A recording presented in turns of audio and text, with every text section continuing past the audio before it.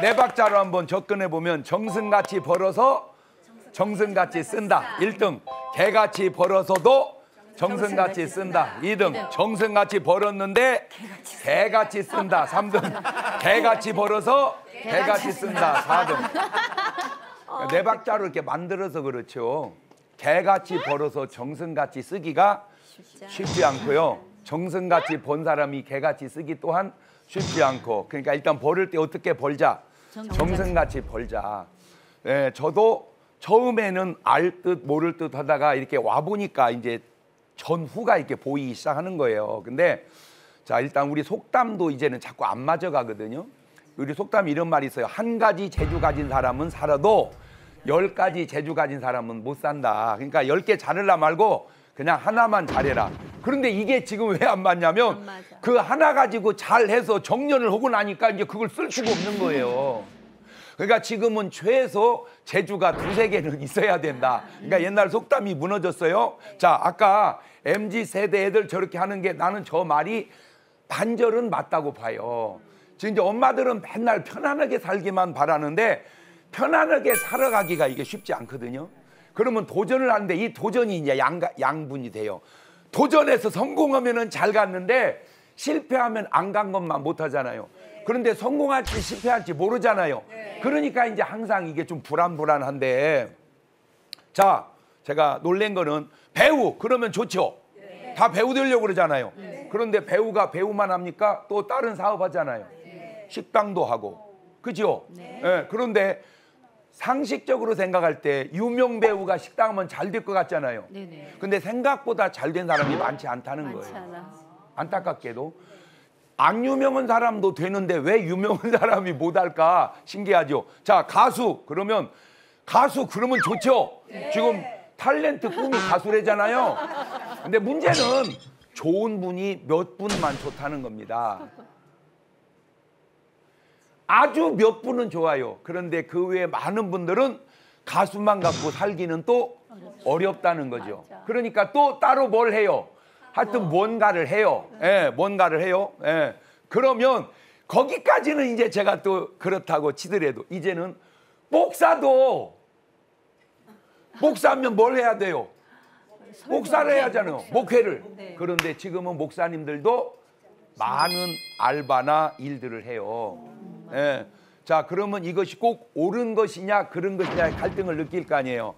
전에는 한국 풍토에서는 목사가 다른 일 하면 그거는 안 된다라고 아주 굳어 있었어요. 근데 제가 미국을 가보니까 목사님이 목사님만 하시는 분은 큰 교회, 아주 목회적으로 잘 하시는 분들이고 그 외에는 상당수가 사모님이 내조로 일을 하시더라고요.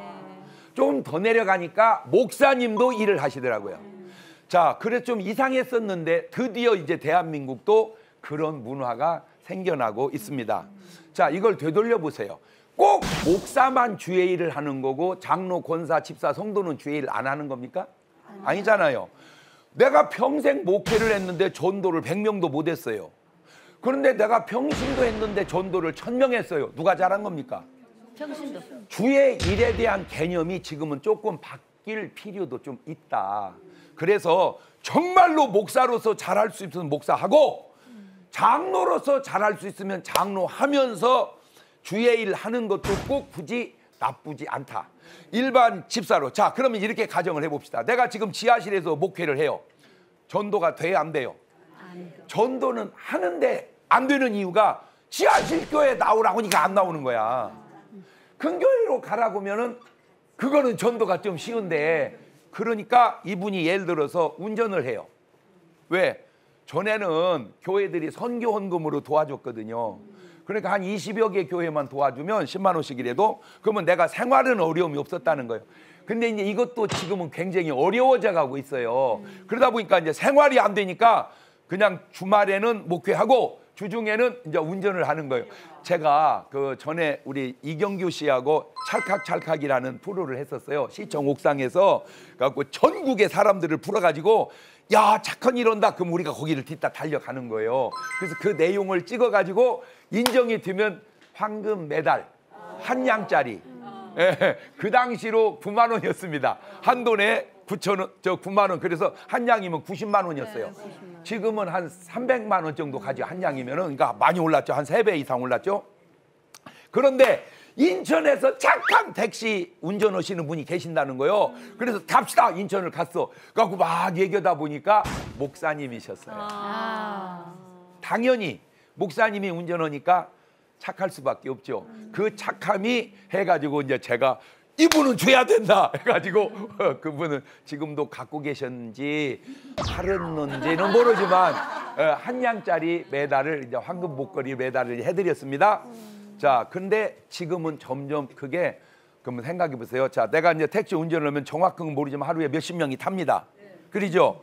그러면 타는 손님에게 계속 복음을 전하면 꼭 우리 교회에 오면 좋겠지만 안 오더라도 가까운 교회라도 가십시오라고 하면 지하실에서 계속 하는 것보다 어느 게 더 효과가 있을까? 그렇죠? 그래서 우리의 이제는 고정관념을 깨고 나갈 때가 됐다. 깨고 나갈 때가 됐다. 그러면 제일 좋은 방법은 뭐냐? 이겁니다. 지하실인데도 능력이 막 나타나는 거예요. 그래 거기 가가지고 병이 낫고 막 은사가 나타나고 그러면 큰 교회 갔는데 30년 다녀도 맹숭맹숭 한 거보다 지하실 교인데 가니까 역사가 나타나면 어디 가겠습니까? 지하실. 당연히.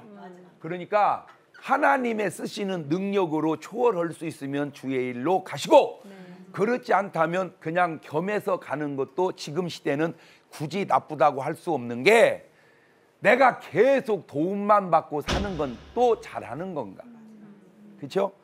내가 누구에게 도움받기보다 내 스스로의 능력으로 해결해 가면서 주의 일 하는 것 옛날 고정관념으로 무슨 목사님이 그런 일을 하세요. 이제는 그렇게 말할 때가 아니다.